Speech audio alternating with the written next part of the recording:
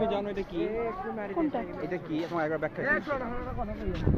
এই হচ্ছে বৌদ্ধবিহার যেটা, এটা একটা ইউনিভার্সিটি ছিল, বিশ্ববিদ্যালয় ছিল। তো আমরা এখন আসছি। তুমি আর স্কুলে পড়াশোনা করছো না? তোমাদের স্কুল থেকে ভালো স্কুল কোনটা? তোমাদের গার্লস স্কুল, তাই না? এরপরে আমরা স্কুল থেকে পার হয়ে কোথায় যাব? ভার্সিটিতে পড়বো। কলেজ, তারপর যাবো ভার্সিটিতে। সবচেয়ে বড় ভার্সিটি কোনটা বাংলাদেশে?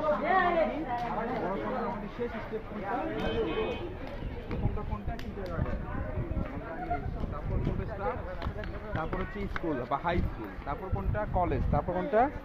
ইউনিভার্সিটি।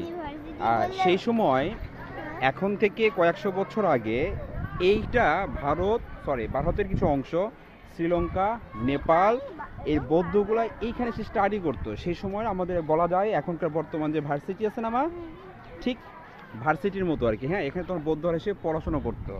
এবং সবচেয়ে মজার কথা হচ্ছে বাংলাদেশের যে প্রাচীন নিদর্শন যেটা পাওয়া গেছে, চর্যাপদ, যেখান থেকে বাংলা সাহিত্য করা হতো, সেখানকার যে বড় বড় লেখক আদিপা, কান্নুপা, লুইপা, সেখানে তখনকার শিক্ষকের নাম, হ্যাঁ, তারা কিন্তু এখানে শিক্ষকতা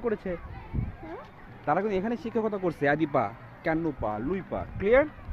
বাংলা যে সাহিত্য আছে, বাংলা যে রচনা আছে, যে বাংলা যে পুরা যে মানে আমাদের সংস্কৃতি, সেটা কিন্তু প্রাচীন নিদর্শন এখান থেকে সৃষ্টি হয়েছে, এখান থেকেই পাওয়া গেছে। তো আমরা এখন যাচ্ছি পাহাড়পুর জাদুঘরে। তো এখানে গিয়ে আমরা দেখি বাচ্চাদের লাগছে, মানে দেখার জন্য অতি আগ্রহ প্রকাশ করছে, যেটাকে বলে অস্থির হয়ে গেছে আমাদের খাঁটি ভাষায়।